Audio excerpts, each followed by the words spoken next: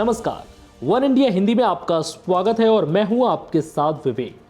कानपुर के इत्र कारोबारी पीयूष जैन के घर से आईटी रेड में 150 करोड़ से ज्यादा का कैश बरामद हुआ है और ये रेड अब तक जारी है।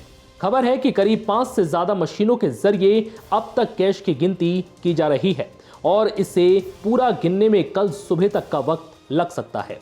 इस रेड में मिली संपत्ति ने हर किसी को हैरान कर दिया है। गुरुवार को इनकम टैक्स की टीम ने पीयूष जैन के कानपुर स्थित आवास पर छापा मारा, जिसके बाद अलमारियों में नोटों के बंडल भरे मिले। छापेमारी के दौरान अधिकारियों ने मौके से दस्तावेज भी जब्त किए हैं और पीयूष जैन के बेटे प्रत्युष जैन को कस्टडी में ले लिया है।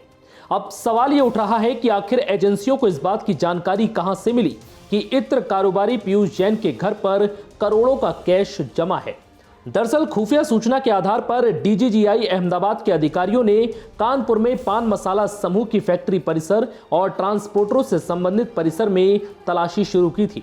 इसी दौरान जांच के तार एक चर्चित ट्रांसपोर्टर से जुड़े, फिर एक इत्र कारोबारी से भी इसका लिंक मिला। टीम की जांच में खुलासा हुआ कि करीब 10 करोड़ का अघोषित लेन देन किया गया है। इसे लेकर एक साथ ट्रांसपोर्टर और इत्र कारोबारी के घर पर छापा मारा गया। वहां से ट्रांसपोर्टर और पान मसाला कंपनी के करीब 10 करोड़ रुपए के कैश लेन देन का खुलासा हुआ। लेकिन बड़ी सफलता उस वक्त हाथ लगी जब ट्रांसपोर्टर के करीबी इत्र कारोबारी के घर पर, जहां से डीजीजीआई विंग को कैश के भंडार मिले हैं। केंद्रीय अप्रत्यक्ष कर और सीमा शुल्क बोर्ड के अध्यक्ष विवेक जौहरी के मुताबिक छापेमारी में लगभग 150 करोड़ रुपए की नकदी जब्त की गई। एसबीआई अधिकारियों के सहयोग से करेंसी नोटों की गिनती का सिलसिला अब तक जारी है। फेक इनवॉइसिंग और फेक उसका क्रेडिट का केस है, तो आपको मालूम है कि जीएसटी लॉ में अगर आपकी इनवॉइस एक पर्टिकुलर अमाउंट से ज़्यादा है तो आपको ई वे बिल और इनवॉइस जनरेट करना होता है।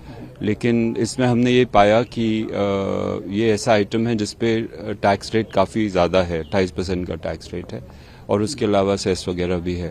तो ये पाया गया कि ये लोग बिना किसी इनवॉइस के, बिना ई वे बिल के ये माल निकाल रहे थे और इसमें 2-3 पार्टी शामिल हैं। सब फेक इनवॉइसेस थे और उसके वैल्यू को सप्रेस किया गया ताकि वो उसी परिधि में रहें जो निर्धारित है लॉ में।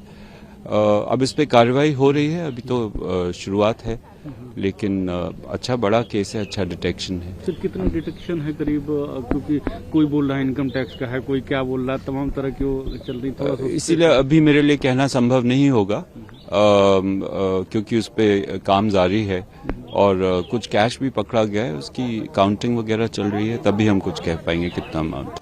डीजीजीआई और इनकम टैक्स विभाग ने 23 दिसंबर को इत्र कारोबारी पीयूष जैन के कानपुर, कन्नौज, मुंबई और गुजरात स्थित उनके घर, factory, cold storage, petrol pump और कई जगहों पर एक साथ छापा मारा। इस दौरान परिवार के लोगों से पूछताछ भी की गई। तो वहीं कानपुर के टीपी नगर व आनंदपुरी में बड़ी संख्या में दस्तावेज सीज किए गए हैं। ये कल सुबह तक समाप्त हो सकता है। विभाग ने बताया है कि गिनती समाप्त होने के बाद ही रकम की सटीक जानकारी दी जाएगी। फिलहाल इस वीडियो में इतना ही। नमस्कार।